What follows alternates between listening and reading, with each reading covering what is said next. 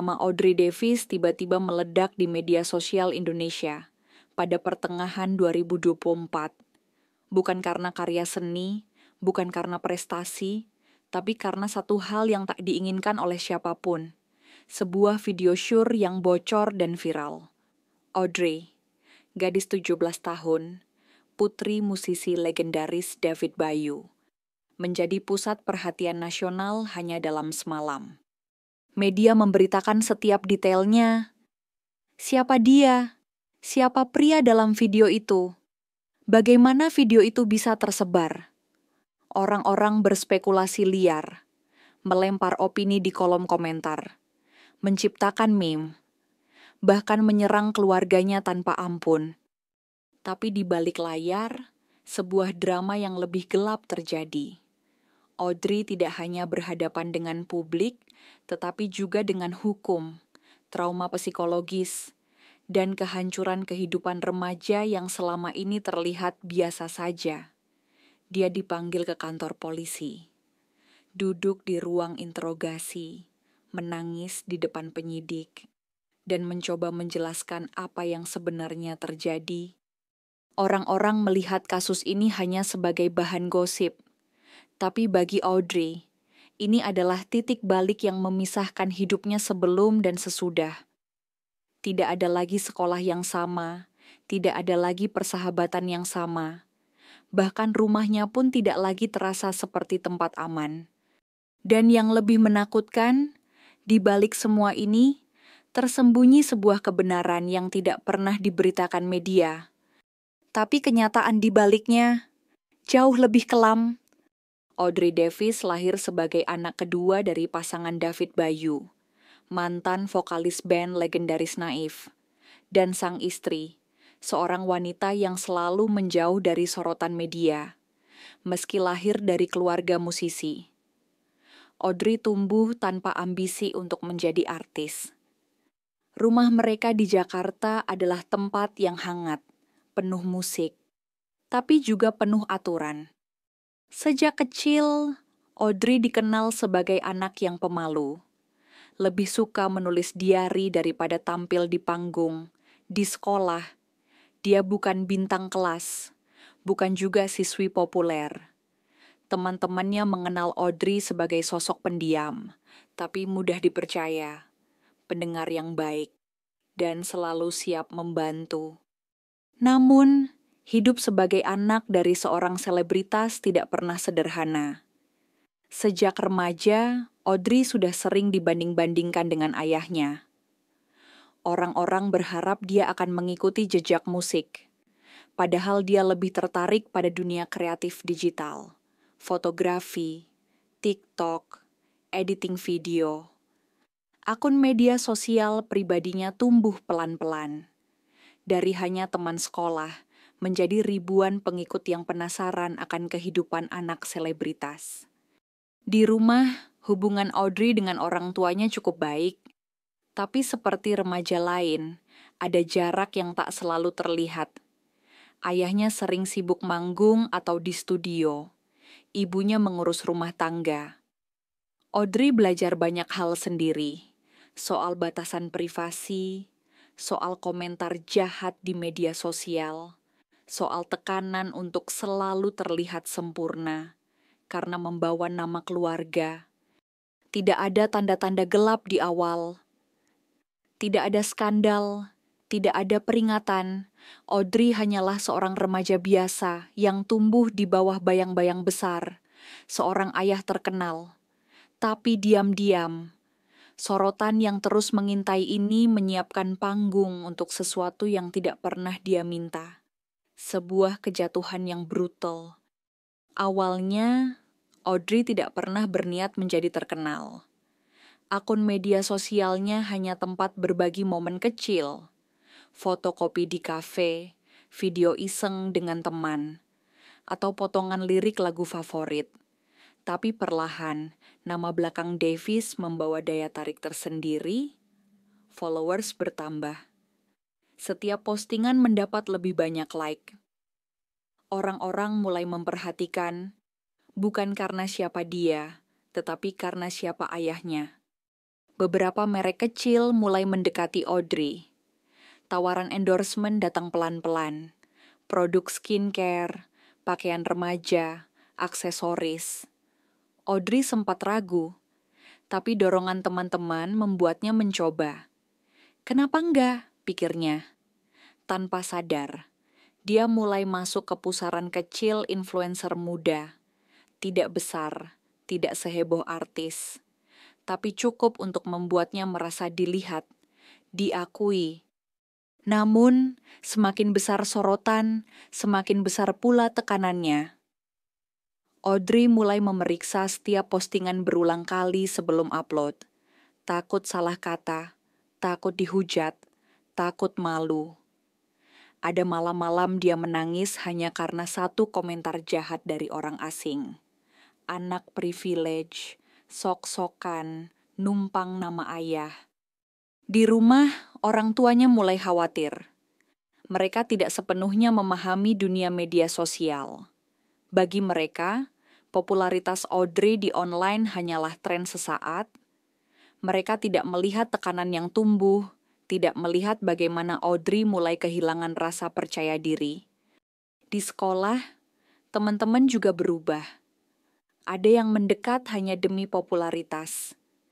Ada yang menjauh karena iri. Audrey sering merasa sendirian, terperangkap di antara dua dunia. Anak remaja biasa yang ingin hidup santai, dan figur publik kecil yang harus menjaga citra.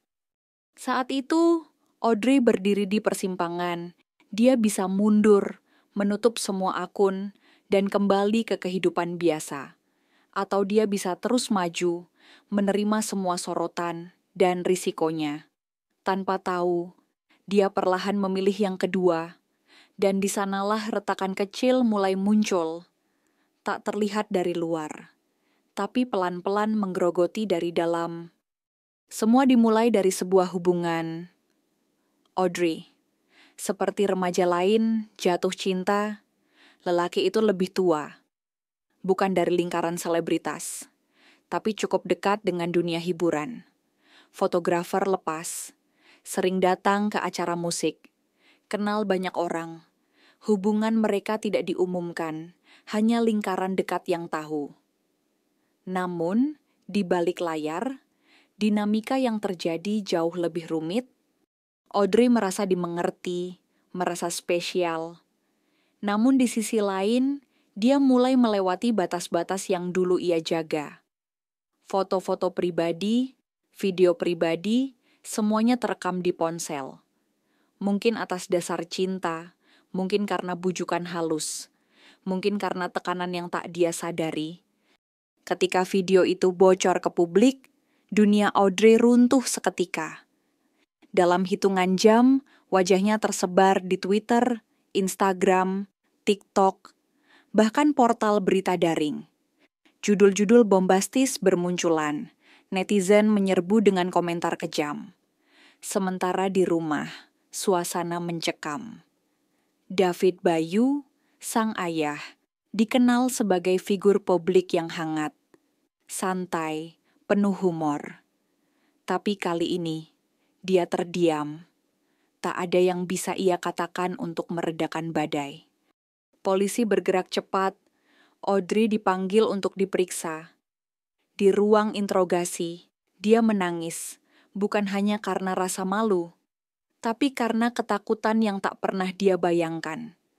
Nama baik keluarga, masa depan, pendidikan, semua tiba-tiba dipertaruhkan. Media mulai menggali lebih dalam. Siapa pria dalam video? Siapa yang menyebarkan? Apakah ini kasus eksploitasi? Apakah Audrey korban? Namun di sisi lain, sebagian publik malah menyalahkan Audrey. Mereka mencemooh, menuduhnya tidak tahu diri, cari sensasi, memalukan keluarga. Yang lebih menyakitkan, Audrey tidak hanya kehilangan reputasi, dia kehilangan kepercayaan pada orang. Teman-teman menjauh, guru-guru memandang aneh, bahkan di rumah. Meski orang tuanya mencoba menguatkan, ada jarak yang mulai terasa. Audrey terkurung di kamarnya selama berhari-hari. menarik diri dari dunia, mencoba memahami bagaimana hidupnya bisa berubah secepat ini. Hari-hari setelah skandal itu bukan hanya soal menghadapi publik, itu soal bertahan hidup. Audrey berhenti sekolah sementara, ibunya berhenti bekerja. David Bayu menutup semua kegiatan media, bahkan sempat membatalkan beberapa penampilan. Rumah mereka yang dulu ramai tawa kini sunyi, tirai selalu tertutup, telepon nyaris tak pernah diangkat. Di balik kamar, Audrey mulai hancur perlahan, tidurnya kacau, nafsu makannya hilang. Setiap membuka ponsel, ia disambut dengan komentar, "Pantas saja. Bapakmu malu nggak? Anak nggak tahu diri."